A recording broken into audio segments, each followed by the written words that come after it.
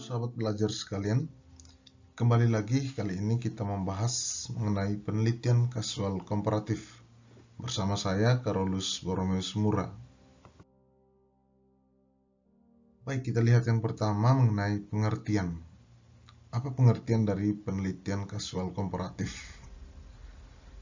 Kasual komparatif merupakan salah satu metode penelitian yang digunakan untuk membandingkan dua atau lebih kelompok atau variabel tertentu dengan tujuan memahami hubungan sebab akibatnya.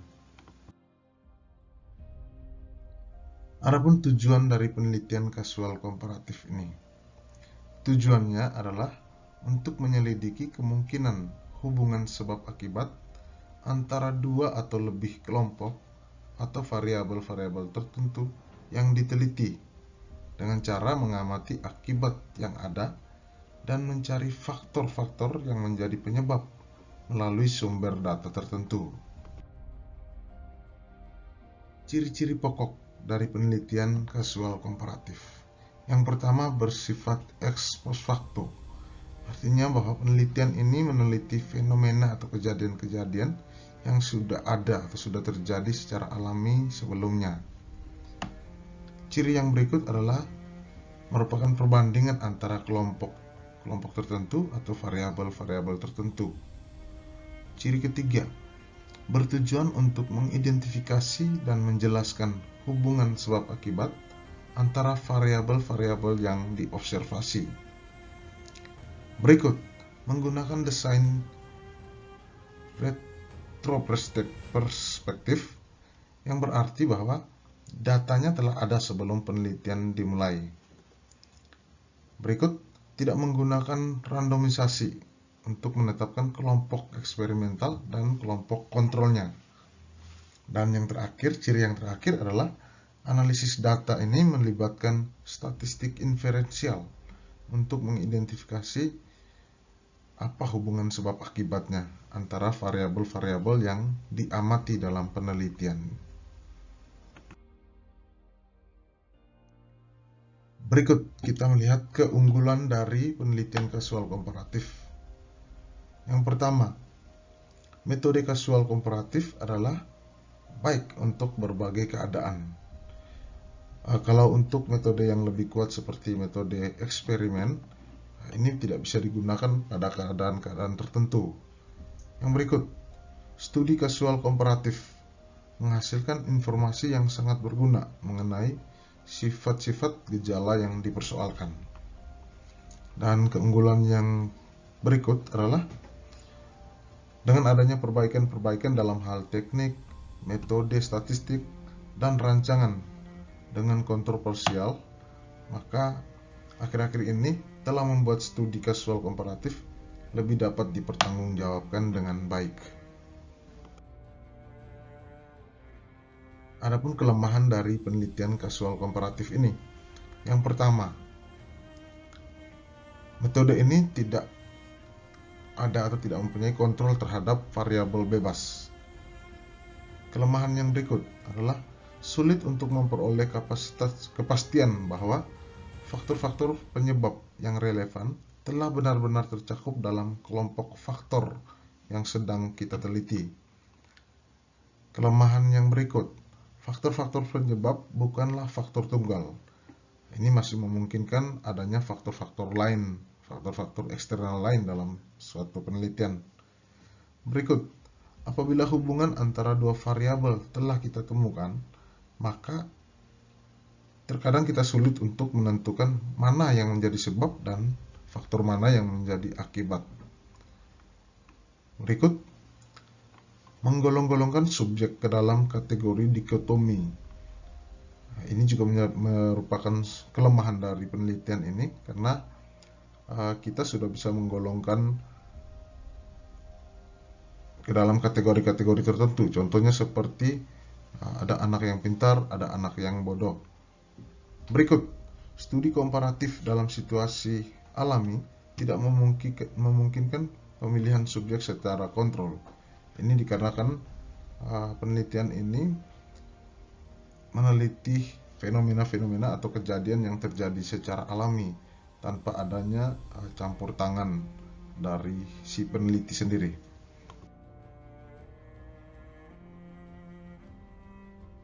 Berikut adapun langkah-langkah pokok dari penelitian kasual komparatif. Langkah-langkah ini dapat disusun sebagai berikut. Yang pertama, mendefinisikan masalah. Setelah melakukan observasi perlu untuk merumuskan masalah dengan baik.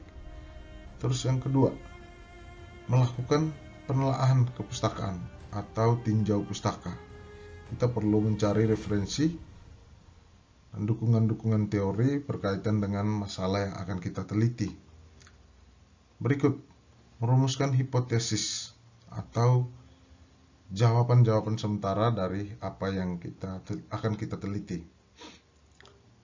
Berikut, merumuskan asumsi-asumsi yang mendasari hipotesis-hipotesis serta prosedur-prosedur yang akan kita gunakan dalam penelitian atau dalam pengambilan data penelitian kita. Yang berikut, merancang cara pendekatan yang akan kita gunakan. Berikut, validasi teknik dan instrumen untuk mengumpulkan data dan interpretasikan hasilnya dalam cara yang jelas dan cermat. Yang berikut lagi, kumpulkan dan analisis data, dan yang paling terakhir adalah menyusun laporan sebagai hasil dari penelitian kita. Berikut contoh penelitian kasual komparatif. Ada berbagai contoh, namun di sini saya mengambil 2 contoh. Yang pertama, misalnya penelitian mengenai perbandingan komposisi tubuh orang yang hanya berlatih dengan beban bebas, kita bandingkan dengan orang yang berlatih dengan mesin latihan. Dalam hal ini, peneliti tidak memanipulasi variabel apapun. Di sini peneliti hanya menyelidiki efek beban bebas dengan mesin olahraga yang digunakan. Contoh lain, mencari pola tingkah laku dan prestasi belajar yang berkaitan dengan perbedaan umur pada waktu masuk sekolah. Dengan cara menggunakan data deskriptif mengenai tingkah laku dan skor tes prestasi belajar yang kita kumpulkan. Nah, di sini saya hanya mengambil 2 contoh.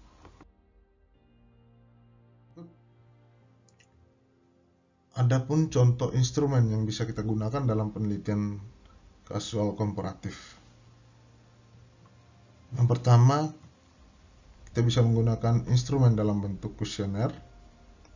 Kuesioner sendiri dapat berisi pertanyaan-pertanyaan yang tertutup yang memiliki pilihan jawab yang telah kita tentukan, atau boleh juga menggunakan pertanyaan terbuka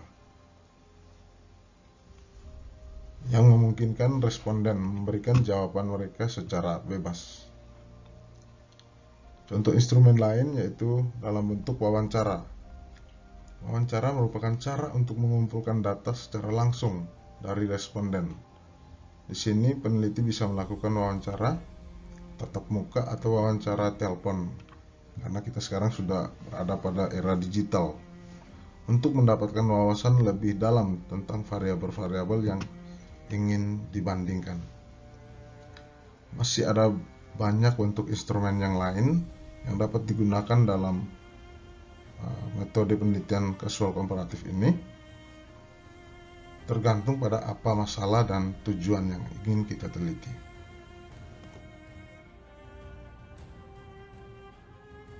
Berikut kesimpulan. Baik, dari penjelasan ini maka dapat kita simpulkan bahwa penelitian kasual komparatif adalah jenis penelitian ilmiah yang bertujuan untuk membandingkan 2 atau lebih kelompok tertentu atau 2 atau lebih variabel tertentu untuk menentukan hubungan sebab akibatnya. Dalam penelitian ini, peneliti mencari tahu apakah ada perbedaan signifikan antara kelompok-kelompok tersebut atau antara variabel-variabel tersebut. Kemudian mengidentifikasi faktor-faktor yang mungkin menjadi penyebab perbedaan tersebut. dapat disarankan bahwa penelitian kasual komparatif dapat menjadi alat yang kuat untuk memahami hubungan sebab akibat, namun memerlukan perencanaan yang cermat, pengumpulan data yang akurat, dan analisis yang tepat. Saran yang berikut, penelitian ini memerlukan perencanaan yang kuat dan secara hati-hati.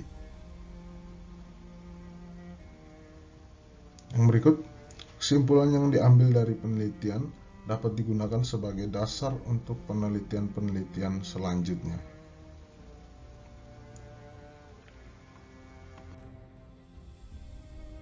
Terima kasih. Dengan demikian penjelasan mengenai metode penelitian kasual komparatif. Semoga bermanfaat dan bisa membantu sahabat belajar sekalian.